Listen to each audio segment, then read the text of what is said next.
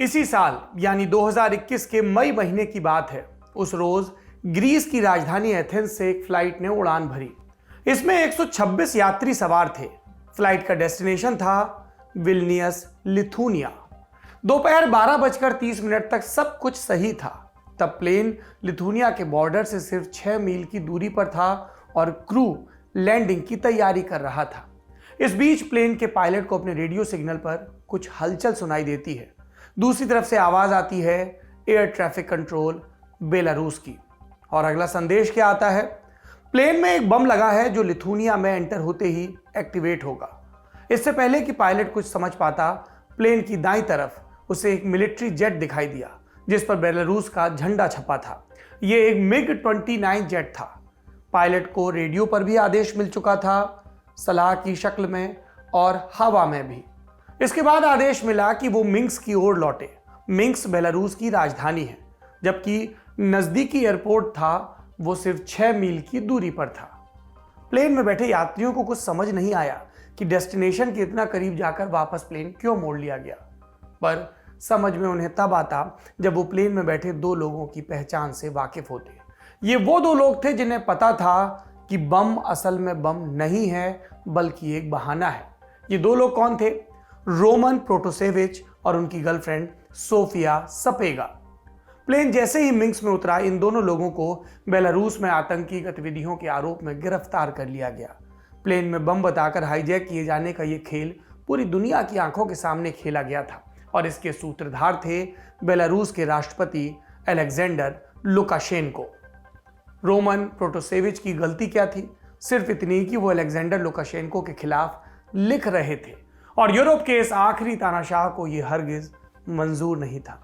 इस घटना से ठीक 1 साल पहले लुकाशेंको ने बेलारूस में चुनाव करवाए थे। भारी मतों से जीते भी थे और जीतते कैसे नहीं। 27 साल से उनके पास जीत का महामंत्र था। ये महामंत्र क्या है? ये महामंत्र लुकाशेंको ने अपने गुरु व्लादिमीर पुतिन से सीखा था। अब चीन में भी यही महामंत्र फूंका जा रहा है और है भी असरदार। बाहरी ताकतों से बचाव के लिए फूंका जाता है मंत्र और लोग ऐसे मंत्रमुग्ध होते हैं कि सालों साल ये बहरूपिये सत्ता की कुर्सी पर बैठे रहते हैं। लुकाशेंको का ये महामंत्र अब तेल और नेचुरल गैस की आहुति मांग रहा है ताकि ज्वालाएं ऐसी भड़कें कि सालों साल उसका तेज बरकरार रहे। यज्ञकुंड की आंच पोलैंड और यूरोपियन यूनियन तक भी पहुंच गई है। आम लोग स्वाहा हो रहे हैं।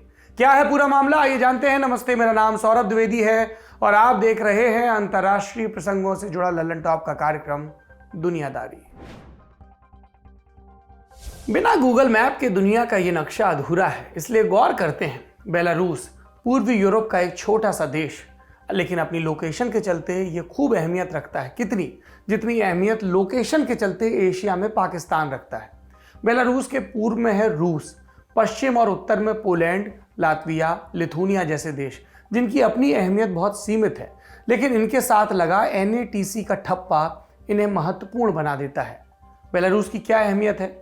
जैसा पहले बताया, इसकी लोकेशन स्ट्रेटेजिकली इसे इंपॉर्टेंट बनाती है। रूस और यूरोप का प्रेम कैसा है, जग जाहिर है। इसलिए इस शॉर्ट डिस्टेंस रिलेशनशिप में बेलारूस कभी यूरोप से फ्रेंड जोन हो जाता है तो कभी रूस से। साल 2014 में जब रूस ने यूक्रेन में क्रीमिया पर हाथ डाला तो बेलारूस यूरोप की गोद में जाकर बैठ गया। लुकाशेंको ने रूस की आलोचना की और यूरोपियन यूनियन ने उसके पापों पर थेम्स नदी का जल छिड़क कर कहा, खूब फलो फूलो। यूरोप ने बेलारूस पर जो आर्थिक प्रतिबंध लगाए थे उनमें ढील दे दी। लुकाशेंको इसके बाद चुनाव की तैयारी में लग गए। 2015 में हुए चुनाव में भारी मतों से जीत गए। अंदर खाने जो हुआ उस पर यूरोप ने आंखें बंद कर ली। अब अगला दांव पुतिन को चलना था। उन्होंने तेल और नेचुरल गैस के पाइप पर अपना पैर रखा और लुकाशेंको की सांस फूलने लगी। रूस से बेलारूस को होने वाली तेल और गैस की आपूर्ति बंद कर दी गई। तब अमेरिका आया और उसने बेलारूस की मदद की। लेकिन 2020 में जब यूरोप में कोरोना ने पैर पसारे तो लुकाशेंको ने कहा, होल्ड माय वोदका। जनता से कहा गया, वोदका पियो और ट्रैक्टर चलाओ। कोरोना की वजह से पहले से खराब इकॉनमी और बदतर हो गई। उसी साल यानी 2020 में बेलारूस में दोबारा चुनाव हुए। जनता सड़क पर थी, लेकिन लुकाशेंको ने विरोधियों को ठोक पीट कर जेल में डाल दिया और चुनाव के पत्र में विजयी भव का नारा छप गया। लुकाशेंको का राज फिर आगे बढ़ गया और यूरोप, जो पिछले चुनाव में लुकाशेंको के साथ कभी नरम नरम कभी सख्त सख्त का कैरियोके गा रहा था, उसने इस बार चुनाव में धांधली देकर अपने सुर बदले। स्टेट स्पॉन्सर्ड हाईजैकिंग का खेल सारी दुनिया के सामने हुआ था, इसलिए यूरोप के लिए जरूरी हो गया था कि वो कुछ सख्त कदम उठाता दिखे। ऐसे में बेलारूस पर आर्थिक प्रतिबंध दोबारा और ज्यादा सख्ती के साथ लगा दिए गए। लुकाशेंको को एक बार फिर पुतिन का सहारा मिला, और बताना जरूरी नहीं कि मई में प्लेन हाईजैकिंग की जो घटना हुई थी उसकी इंस्पिरेशन में कौन था। एलेक्सी नवल्नी से निपटने के लिए जो स्क्रिप्ट पुतिन ने यूज की थी वही प्लेन हाईजैक मामले में दोहराई गई। उस घटना के बाद दोनों नेता मिले और रूस ने बेलारूस के लिए $500 मिलियन का लोन सैंक्शन कर दिया। आप पूछेंगे बदले में पुतिन को क्या मिला? मौका यूरोपियन यूनियन से बदला लेने का। कुछ महीने पहले इसी साल सितंबर में यूरोपियन ह्यूमन राइट्स कोर्ट ने एक पुराने केस में फैसला सुनाया था। यह केस था अलेक्जेंडर लिवियेंको, एक पूर्व रूसी जासूस की हत्या का, जो ब्रिटेन में जा बसा था। कोर्ट ने फैसला देते हुए कहा कि इसमें सीधे सीधे रूस की सरकार का हाथ था। यह घटना एक लंबे ट्रेंड का लेटेस्ट चैप्टर थी। 2016 में ट्रंप के आने के बाद से ही ईयू अलग थलग पड़ने लगा था और ब्रेग्जिट के चलते भी उसकी ताकत कम हुई थी। ईयू और रूस में पुरानी अदावत है, इसलिए पुतिन ये इन प्रकारेण ईयू को नीचा दिखाने की कोशिश में जुटे थे। और अगर लुकाशेंको उनके पाले में आया तो उसने एक नया खेल शुरू कर दिया। अगर कैरम का रूपक इस्तेमाल करके कहें तो इस खेल को खेलने वाला दरअसल रूस है। स्ट्राइकर है लुकाशेंको और गोटी की तरह हैं वो शरणार्थी जो यहां से वहां ठेले जा रहे हैं। लंबे समय से यूरोप शरणार्थियों की समस्या से जूझ रहा है। कर्मफल का सिद्धांत एक लंबा चक्र पूरा कर उसके दरवाजे पर पहुंच गया है। सीरिया, अफगानिस्तान जैसे कई जगहों पर दखल का परिणाम अब समस्या के रूप में सामने आ रहा है। युद्ध, गरीबी और भुखमरी से बचकर भागते हुए लोग यूरोप के देशों में जाना चाहते हैं। जाना तो अमेरिका भी चाहते हैं, लेकिन वहां ट्रंप महोदय दीवार बनकर ठहर गए और बीच में समंदर भी थे। हालांकि ये स्ट्रेटजी भी काम नहीं आ रही, पर अमेरिका पहुंचने के मुकाबले यूरोप पहुंचना ज़्यादा आसान लग रहा है लोगों को। 2020 तक शरणार्थी बाल्कन और मेडिटेरेनियन के रास्ते यूरोप में पहुंचते थे, खतरों से भरा नाव का लंबा सफर कर। 2021 में माइग्रेशन का एक नया रास्ता भी खुला। कैसे? उस रोज बेलारूस के सोशल मीडिया में कुछ इश्तिहार दिखने शुरू हुए।